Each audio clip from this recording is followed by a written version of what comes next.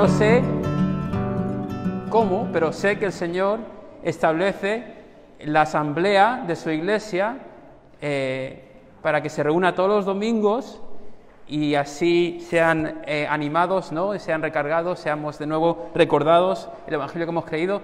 Y no sé cómo, pero lo que sé es que esta reunión a mí me cambia el resto de la semana.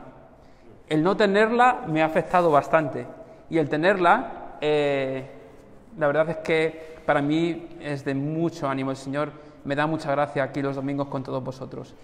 Muy bien, voy a predicar con la máscara, que se me cae, y me la voy a volver a poner bien, ¿vale?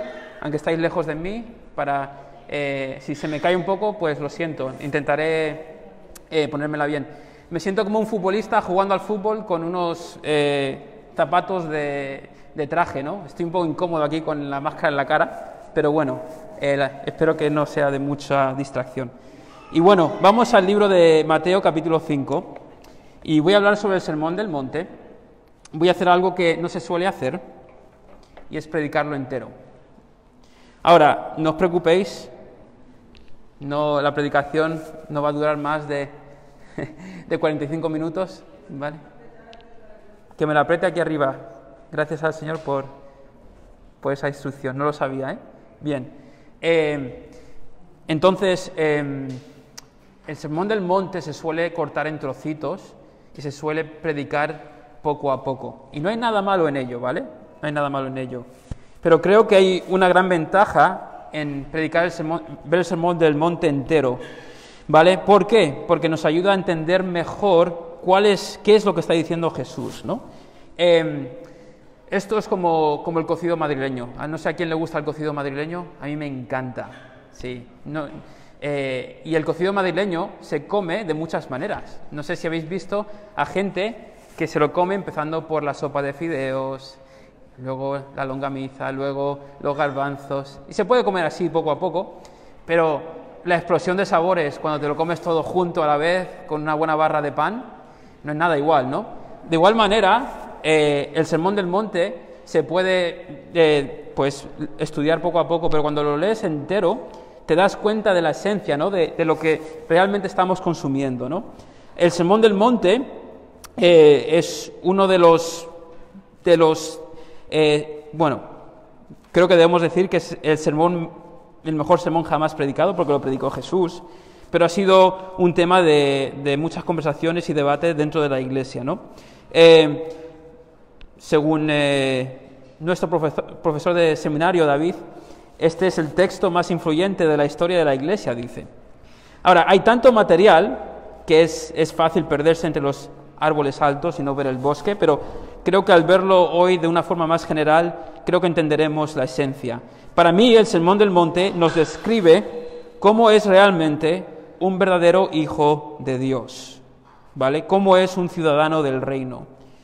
Jesús está retando el status quo, Jesús está haciendo una invitación, nos está mostrando realmente cómo deberían ser las cosas, ¿no?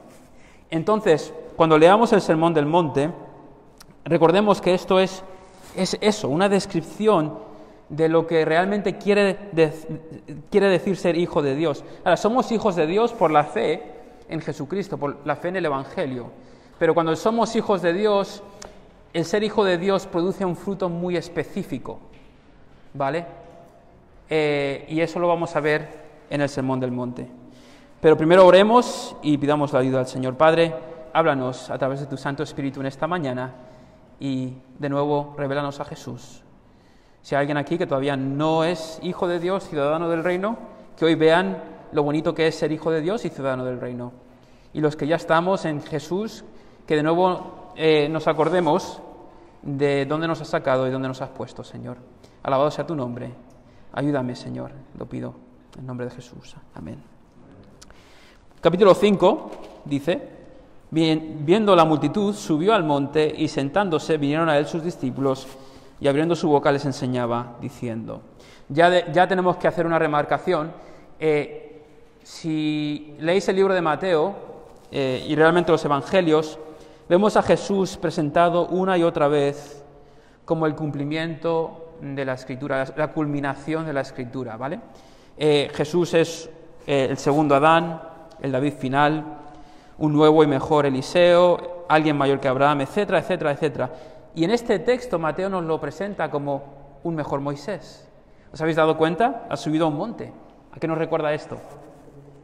¿Os dais cuenta? Está enseñando las normas de este nuevo pueblo.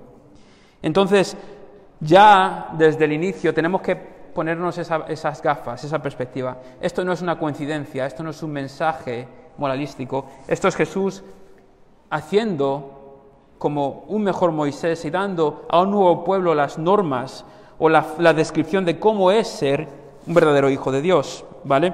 Y a través de la Escritura veremos a través del libro de Mateo veremos muchas más imágenes de esto, apuntando a Moisés y a otros.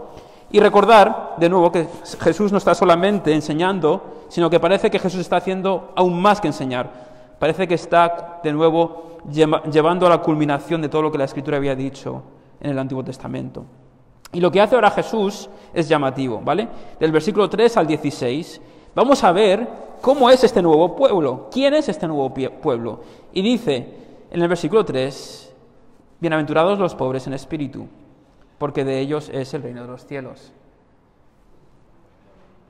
Bienaventurados los que lloran, porque ellos recibirán consolación.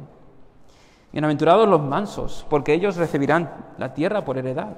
Bienaventurados los que tienen hambre y sed de justicia, porque ellos serán saciados. Bienaventurados los misericordiosos, porque ellos alcanzarán misericordia.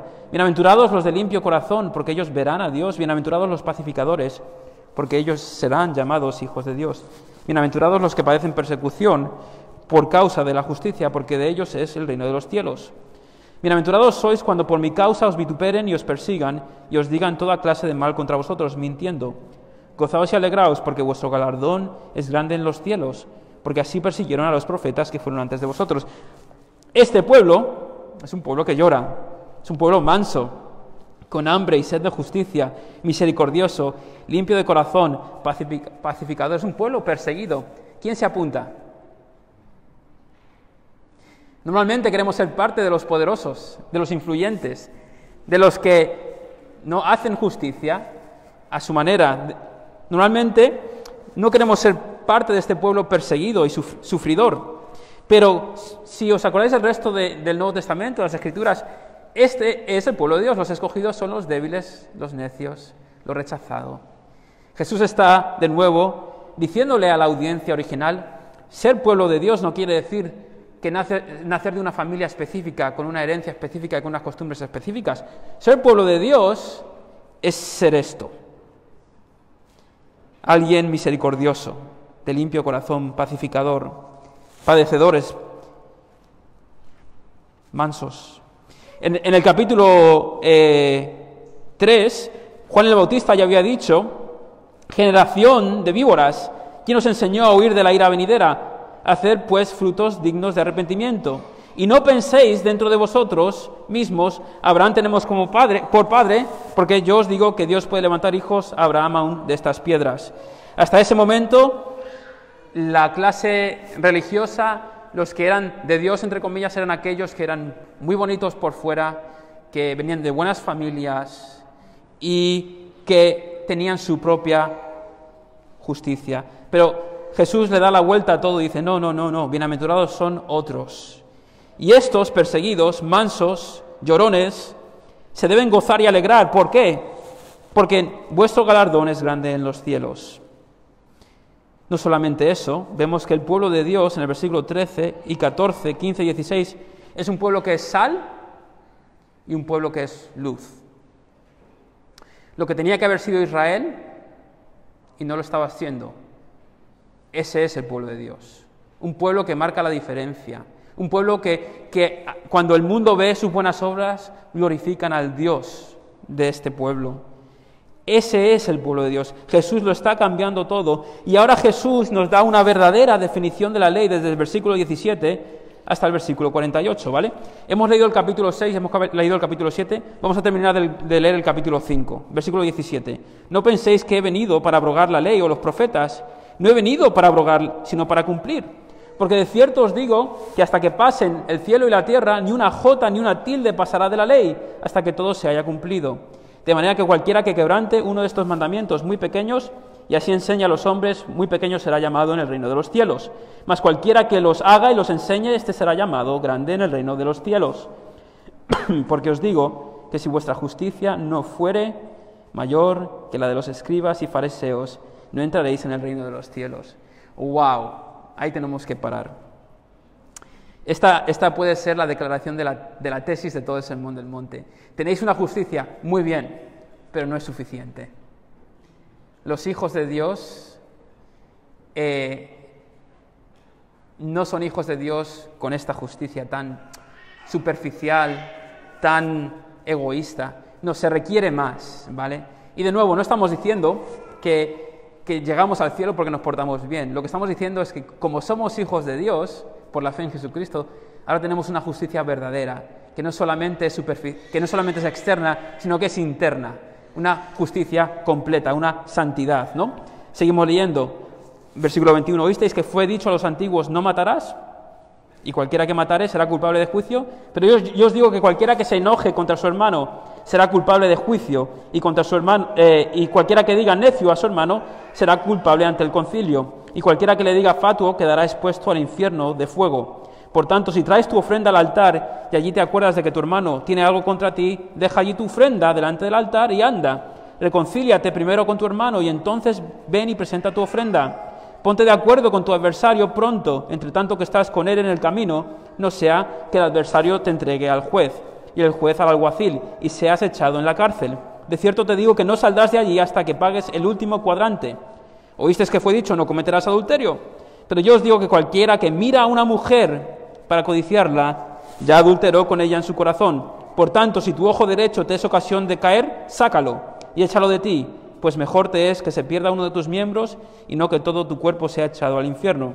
Y si tu mano derecha te es ocasión de caer, córtala y échala de ti, pues mejor te es que se pierda uno de tus miembros y no que todo tu cuerpo sea echado al infierno. O sea, Jesucristo está diciendo, muy bien, no matas, muy bien, no engañas a tu mujer, pero si odias, ya has roto la ley. Pero si deseas, ya has quebrantado la ley. Esto es como si yo le digo a mi hijo, no te pelees con tu hermana, por favor. No, por favor, no te pelees con tu hermana. Hijo mío, quereros, venís de la misma familia. No os peleéis, por favor, no os peleéis. Y mi hijo no la pega, pero no quiere ni verla. ¿Realmente está cumpliendo mi ley? Vale, a lo mejor está cumpliendo la letra de la ley, pero no está cumpliendo el espíritu de ella. No es suficiente con no hacer. La ley, la santidad del Señor nos llama no solamente a no hacer, sino a ser completamente santos, a ser íntegros, a ser personas que no solamente están preocupadas por lo que los demás ven, sino a estar preocupados por realmente agradar al Señor. Nos da el ejemplo de la ira, del adulterio, del divorcio, luego nos da un ejemplo sobre que nuestra palabra debe ser sí o no, si tu sí debe ser sí, tu no debe ser no, y luego nos llama, desde el versículo 38 o 48, amar a nuestros enemigos. ¿Oísteis que fue dicho, ojo por ojo y diente por diente? Esa es la ley, ¿no? Pero yo os digo, no resistáis al que es malo, antes a cualquiera que te hiera en la mejilla derecha, vuélvele también la otra.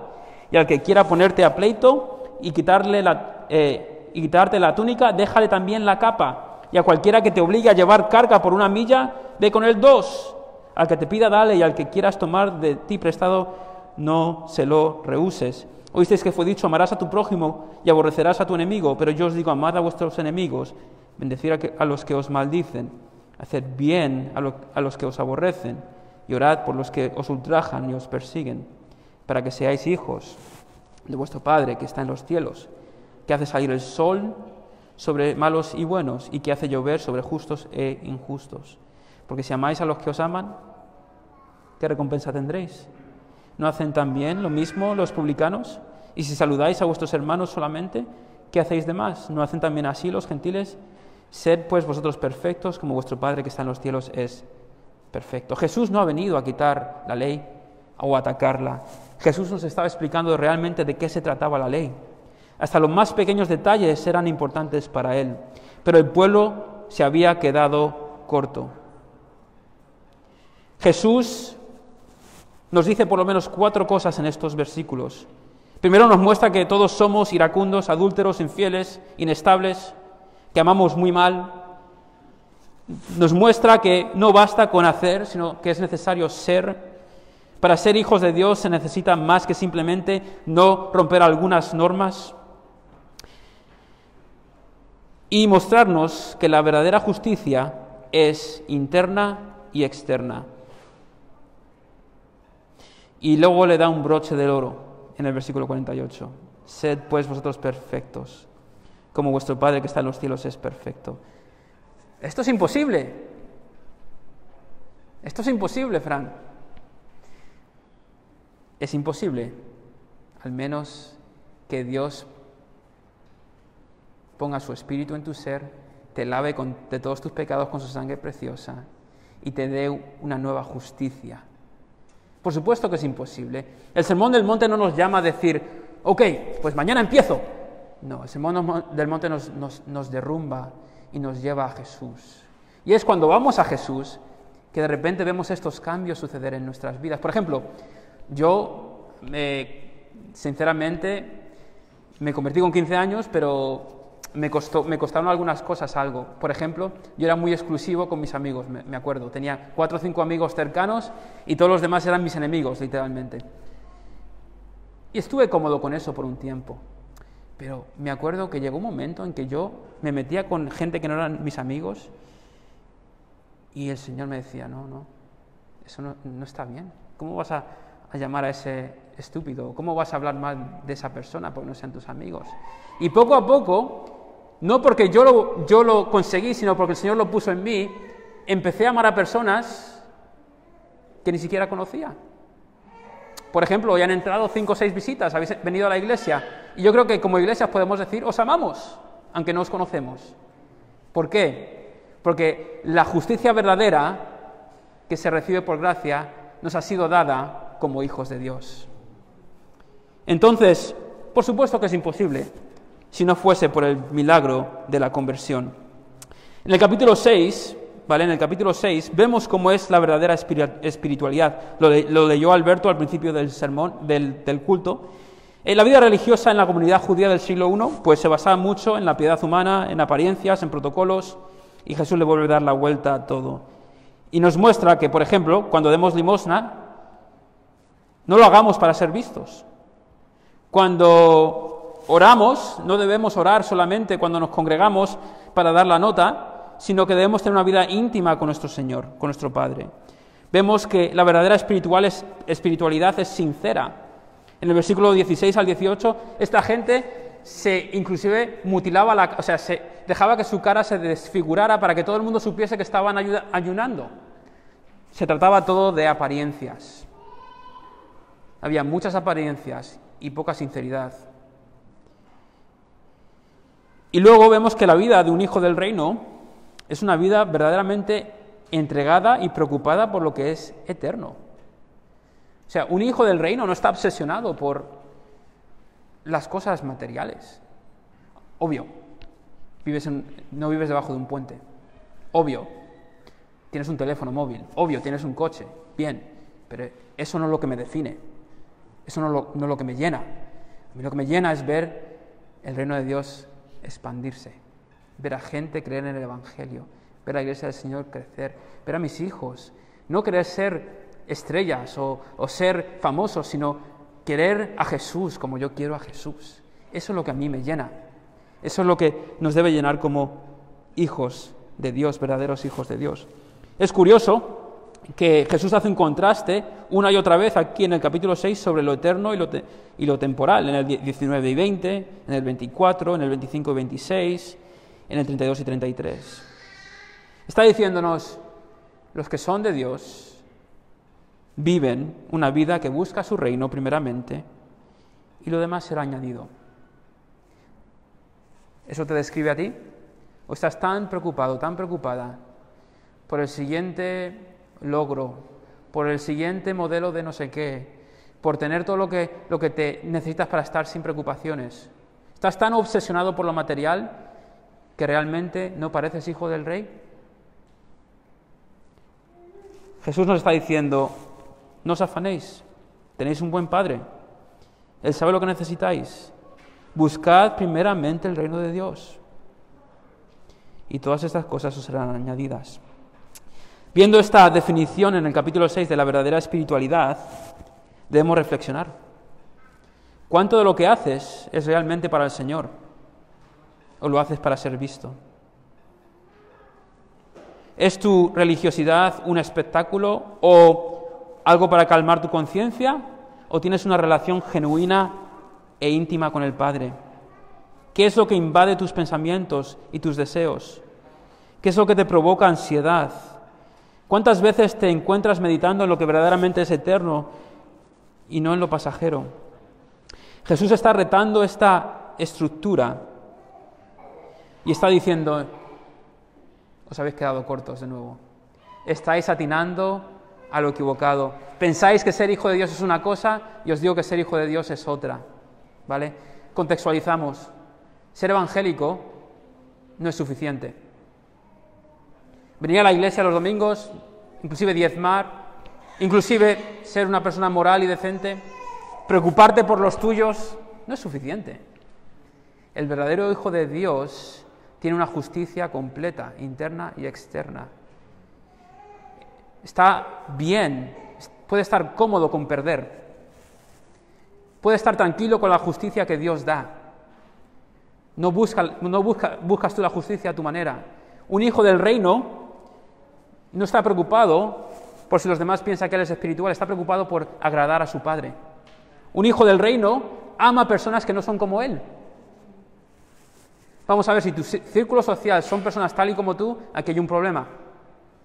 Un hijo de Dios puede estar contento con alguien igual que él o diferente que él. Se puede preocupar tanto por sus amigos como por sus enemigos. Eso es un hijo de Dios, un hijo del reino. Un verdadero cristiano. Y ya en el capítulo 7, Jesús va concluyendo su sermón. Y el capítulo 7, en mi perspectiva, es una gran invitación a reflexionar. Y quiero que terminemos, quiero que terminemos reflexionando. Primero nos habla de no juzgar, ¿no? En el capítulo 7, no juzguéis para que no seáis juzgados. Porque esa suele ser nuestra reacción, no mirar a nuestro corazón, sino mirar al prójimo. Piensa en ti mismo, en tu pecado, en tu vida. ¿Qué dice este sermón sobre tu vida? Lo segundo que hace el Señor, nos habla de la oración, nos habla de la regla de oro, pero luego nos habla de una puerta estrecha y de una puerta ancha. De un camino estrecho y de un camino ancho. Porque realmente el vivir una vida centrada en ti, para ti, inclusive una vida buena, no matas, no robas, trabajas, está bien, pero ese es el camino ancho. Eso es fácil. La vida del cristiano es una vida estrecha, es un camino estrecho, que deposita su fe en Jesús, que vive confiado en Jesús y que va viendo estos frutos del reino en su vida. ¿Qué camino escoges? Yo he escogido, los que hemos creído en Jesús, hemos escogido el camino estrecho. Claro, creemos en Jesús y no sabemos en lo que nos hemos metido, ¿a que no? Nos hemos metido en un camino que no veas, pero es un glorioso camino, porque Jehová nos pastorea, Jehová está con nosotros. Los que quieren el camino ancho, la puerta ancha, muy bien, es cómodo, pero la eternidad es muy larga. Vivir sin Cristo y morir sin Él es lo peor que te puede pasar. Vivir con Cristo y morir con Él, aunque sea en un camino lleno de pedregales, es lo mejor que hay. Dos caminos. ¿En cuál estás? Reflexiona. Luego nos da el ejemplo de los frutos. ¿Qué dicen tus frutos sobre ti? El cristiano produce frutos muy específicos. Los hemos visto. ¿Eres misericordioso? ¿Eres manso? ¿Tienes hambre y sed de justicia? ¿Buscas el favor de los hombres o el de Dios? ¿Amas a tus enemigos? No podemos huir de la realidad de que el verdadero cristiano produce un tipo de fruto muy específico. De nuevo, tengamos cuidado, no estamos hablando de que te conviertes y de repente eres una persona perfecta. Lo que estamos hablando es de que te conviertes y de repente sientes que hay en ti una nueva naturaleza, unas nuevas pasiones, unos nuevos intereses que son muy diferentes de los que tenías antes de conocer a Cristo. Y luego el Señor nos cuenta una historia aterradora. ¿Por qué? Porque tienes unas personas que piensan que son cristianas, que van a ser perdonadas. Y el Señor les dice, apartaos de mí. Esto es duro, ¿eh? Pueden ser las palabras más duras de toda la Escritura.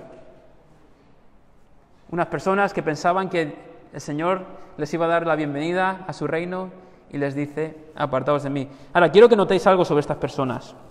Jesús dice en el 21, no todo el que me dice Señor, Señor entrará en el reino de los cielos, sino el que hace la voluntad de mi Padre que está en los cielos. Muchos me dirán en aquel día, Señor, Señor, ¿no profetizamos en tu nombre? ¿Y en tu nombre echamos fuera demonios? ¿Y en tu nombre hicimos muchos milagros? Primeramente, notar que estas personas confiaban en sí mismas. No hice yo, no hice yo, no hice yo. Y es curioso que han hablado de cosas buenas, profetizar, echar fuera demonios, hacer milagros. Pero os hago una pregunta, ¿cuánto de esto describe o cubre las bases que ha tocado Cristo en el Sermón del Monte? 0. Cuidado, pensamos que porque hay emociones y porque hay espectáculo y grandes señales y milagros, pensamos que Dios está ahí. No necesariamente. Estas personas confiaban en sí mismas, tenían su fe puesta en sus obras y no en el Señor, y el Señor les dijo, nunca os conocí. El Hijo de Dios dice, Señor, fuera de tu justicia, de tu perdón, de tu sangre preciosa, no hay lugar para mí en el cielo.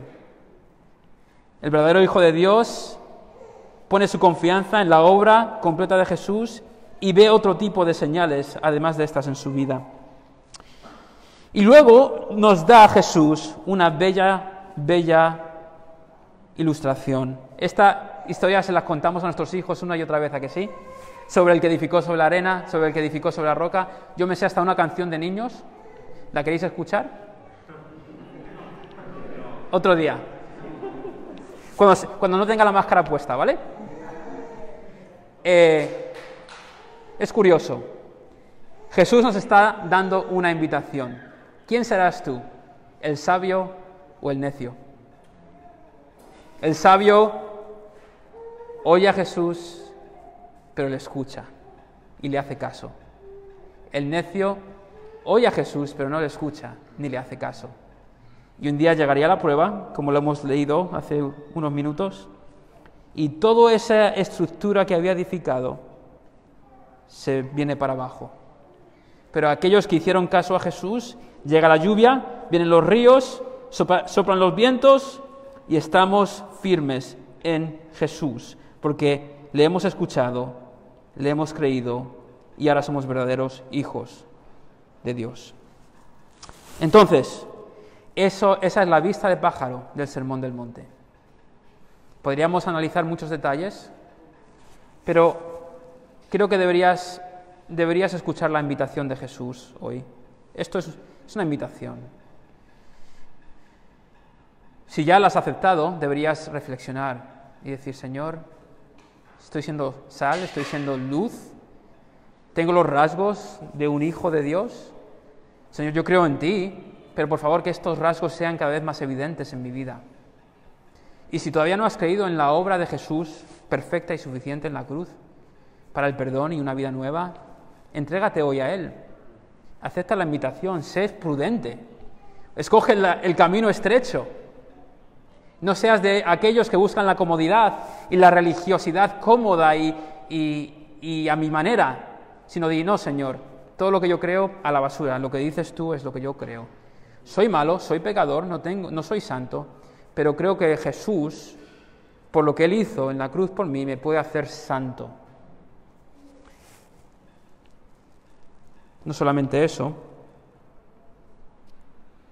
no perdamos de vista esta gran imagen del nuevo Moisés, del nuevo pueblo. Qué bendición que un español que no tiene nada que ver con el Evangelio y sus promesas, ahora sea hijo de Dios. Somos unos privilegiados. Y todo esto por la gloriosa gracia del Señor Jesucristo. Entonces el Sermón del Monte reta todas nuestras estructuras. Ay, pero es que yo no sabes lo bueno que yo soy. Nunca he golpeado a nadie. Nunca he insultado a nadie. Si veo a un pobre, le doy 1 euro. Ya. ¿Y todos los pobres que ves, a los que no les das 1 euro? ¿Y todas las veces que has pensado algo en contra de alguien? ¿Y todas las veces que has deseado algo que no es tuyo? ¿Y todas las veces que te has afanado por lo pasajero? Todos nos quedamos muy cortos. Pero el Evangelio nos dice, en 2 de Corintios, y con esto terminamos, venid conmigo ahí, el Evangelio, la palabra dice en 2 de Corintios 5:21 lo siguiente. Dice, al que no conoció pecado, por nosotros lo hizo pecado, para que nosotros fuésemos hechos justicia de Dios en él. Glorioso intercambio. Yo me merezco el infierno, pero por su gracia me ha dado el perdón y la vida eterna. Y ahora puedo disfrutar de experimentar estos rasgos de los ciudadanos del reino en mi día a día aquí en Sevilla. Iglesia, reflexionemos.